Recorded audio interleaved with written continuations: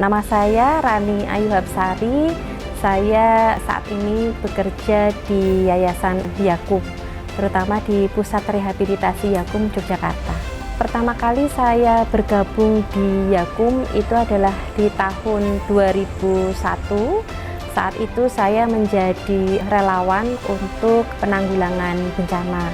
Saya ditugaskan sebagai relawan kebencanaan di Madura pada waktu itu adalah untuk mendampingi penyintas korban konflik antara Madura dan Etnis Dayak. Kemudian saya sangat menyukai dan menggeluti aktivitas relawan tersebut karena memang merasa ada keterpanggilan untuk bisa terlibat penuh, lebih intensif, dan akhirnya saya kemudian terlibat di dalam pekerjaan-pekerjaan untuk relawan berikutnya. Tahun 2005 saya di Yakum Emergency Unit. Pada waktu itu banyak sekali pekerjaan-pekerjaan terkait dengan penanggulangan bencana yang saya lakukan, terutama untuk mendampingi, melayani para perempuan, anak-anak, serta penyandang disabilitas yang menjadi penyintas ataupun korban dari bencana yang terjadi di Indonesia. Banyak wilayah yang tentu saja saya bekerja begitu ya, dari mulai Provinsi Aceh pada kejadian bencana tsunami tahun 2004 sampai kemudian juga di wilayah Papua, di Papua Barat untuk kejadian banjir pada waktu itu.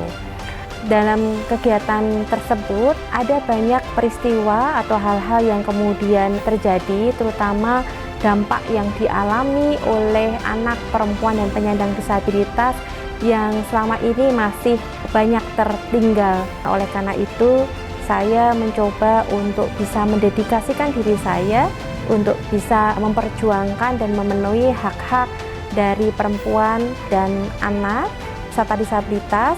Dan tidak hanya di isu penanggulangan bencana saja tentunya, tetapi juga pemenuhan hak-hak, terutama hak asasi manusia mereka. Aktivitas yang saya lakukan untuk memperjuangkan hak-hak dari anak, perempuan, dan penyandang disabilitas ada beberapa begitu ya, di antaranya yang masih saya ingat itu adalah pada saat situasi COVID-19. Pada waktu itu kawan-kawan penyandang disabilitas, kemudian kawan-kawan dari transpuan atau transgender ini kesulitan untuk bisa mendapatkan vaksin COVID-19, sehingga saya mencoba untuk berdiskusi dengan mereka apa yang menjadi kesulitan selama ini. Karena untuk bisa mengakses vaksin COVID tentu ini tidak mudah karena jumlahnya sangat terbatas. Kemudian ada dari mereka itu juga tidak memiliki KTP sebagai salah satu syarat untuk bisa mendapatkan vaksin COVID. Oleh karena itu saya mencoba mendiskusikan persoalan tersebut dan mencoba untuk mendialogkan dengan pemerintah daerah, terutama di Pemda DIY ini, agar satu, kawan-kawan disabilitas dengan berbagai ragam disabilitasnya itu bisa mendapatkan vaksin. Lalu yang kedua, agar kawan-kawan dari transgender atau transpuan itu juga bisa mendapatkan vaksin dengan lebih mudah tanpa diskriminasi. Dari situ kemudian saya menyadari bahwa dalam situasi bencana, dalam hal ini adalah pandemi, ini ada persoalan yang memang dihadapi oleh kawan-kawan penyandang disabilitas, transgender, dan bahkan mungkin perempuan juga. Karena selain persoalan vaksin, ada persoalan lain seperti misalnya juga kesehatan jiwa yang mana itu juga berpengaruh terhadap mereka. Termasuk juga ada kebutuhan untuk pemenuhan gizi bagi keluarga. Nah, oleh karena itu saya bersama dengan tim Yakum, selain untuk membukakan akses vaksin kepada kelompok rentan ini, kami juga memiliki program untuk pemulihan gizi keluarga melalui penanaman sayur di tingkat rumah tangga, sehingga mereka bisa memanen sayur di rumah seperti itu. Aktivitas lainnya adalah dalam hal advokasi, saya tergabung di dalam jaringan nasional untuk penyandang disabilitas, yaitu Forum Masyarakat Pemantau untuk Indonesia Inklusif Disabilitas. Nah, di situ saya dan kawan-kawan mencoba untuk melakukan pemantauan hak-hak disabilitas apa saja yang saat ini seharusnya dipenuhi tetapi belum terpenuhi. Misalnya dari sisi pendidikan, kemudian juga kesehatan, kemudian juga ketenaga kerjaan, termasuk juga juga hak untuk mendapatkan perlindungan dari bencana. Kami melakukan pemantauan di 15 provinsi, untuk hasilnya kemudian kami dialogkan, kami diskusikan dengan pemerintah, terutama dengan Bappenas dan kementerian lembaga yang lainnya.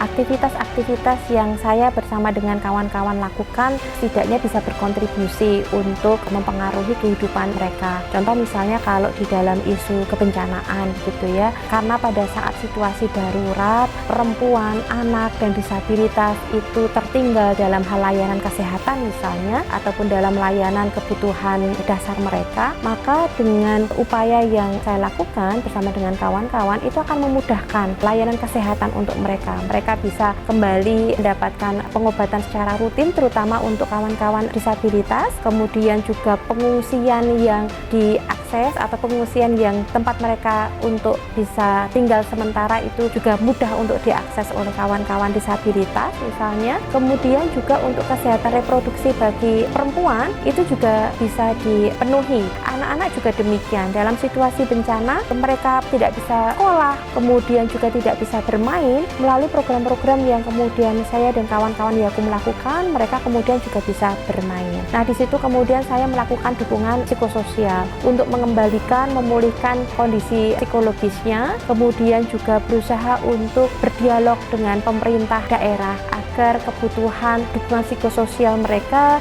kemudian sekolah mereka itu tetap bisa dipenuhi. Menerima penghargaan Gender Champion ini tentu saja hal ini adalah hal yang tidak saya duga sebelumnya begitu, karena saya bekerja sebaik mungkin. Saya berusaha untuk melakukan yang terbaik dan tidak ada harapan untuk bisa mendapatkan imbalan atau penghargaan apapun. Tetapi dari upaya-upaya yang saya lakukan, dan tentu ini saya tidak melakukannya sendiri karena ada banyak kawan-kawan Yakum, keluarga tentunya yang mendukung pekerjaan saya, menjadi satu apresiasi yang tentu sangat baik untuk diri saya dan lebih memotivasi diri saya untuk bisa bekerja di isu-isu kemanusiaan, isu-isu untuk pemenuhan hak bagi kawan-kawan disabilitas, anak, dan perempuan. Harapannya bahwa kerja-kerja untuk isu gender ini ya, untuk pemenuhan hak bagi disabilitas, bagi perempuan dan anak itu semakin masif bisa dilakukan oleh banyak orang, dan pemerintah daerah serta pemerintah nasional itu juga dapat kemudian mengakomodir dan dapat memenuhi hak-hak tersebut. Selain di aktivitas kebencanaan, karena saat ini saya juga lebih banyak berkecimpung ya untuk isu-isu disabilitas, maka ada hal yang saat ini sedang juga saya dan kawan-kawan disabilitas perjuangkan, yaitu untuk bisa mendorong pemerintah dan pemangku kepentingan lainnya terutama